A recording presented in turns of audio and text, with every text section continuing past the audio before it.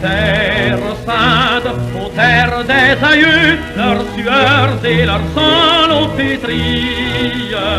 Et loin ou près, sauront leurs fils pieux honorer, élargir la patrie. Si des frères sont bons, il en est parmi, qui fidèles gardiens défendront tes foyers.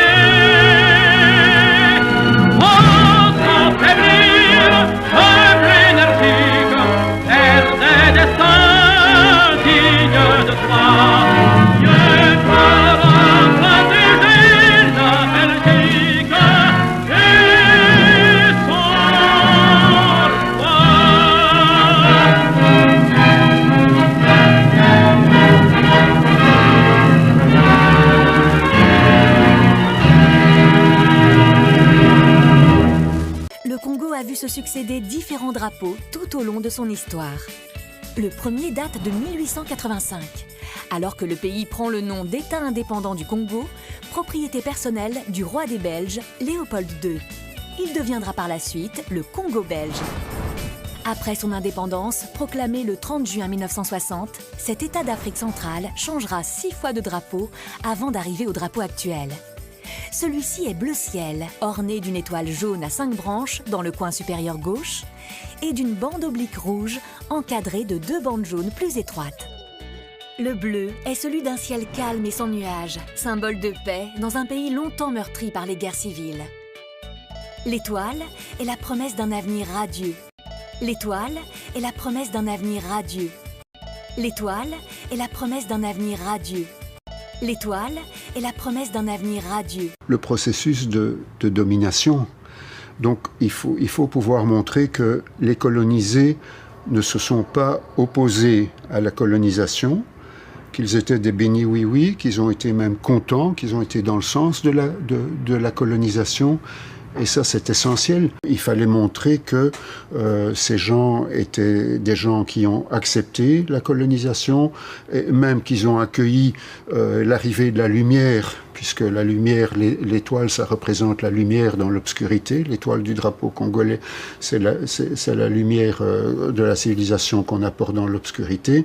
Il fallait montrer que ça permettait aux Congolais eux-mêmes de progresser. C'était dans le début, la fin des années 1800 et le début des années 1900, c'était toute l'époque des zoos humains. Le cinéma n'existe pas encore à ce moment-là, ou était très peu développé. Donc il fallait amener des gens de là-bas pour montrer tout ce que le colonisateur amenait comme bienfait aux colonisés. C'est le scientisme. Prenez simplement le drapeau congolais encore à l'heure actuelle, c'est celui imaginé par Stanley, la fameuse étoile dorée sur un fond bleu foncé. Mais donc c'est une notion de supériorité de l'homme blanc, c'est ce que Rudyard Kipling va chanter dans Le fardeau de l'homme blanc, qui confère à tout Européen qui est en Afrique ou en Asie le sentiment qu'il est supérieur. C'est le scientisme. Prenez simplement le drapeau congolais encore à l'heure actuelle, c'est celui imaginé par Stanley, la fameuse étoile dorée sur un fond bleu foncé. Mais donc c'est une notion de supériorité de l'homme blanc, c'est ce que Rudyard Kipling va chanter dans Le fardeau de l'homme blanc, qui confère à tout Européen qui est en Afrique ou en Asie le sentiment qu'il est supérieur. Même si suite à ça, à Tervuren par exemple, il y a 7 personnes qui sont mortes.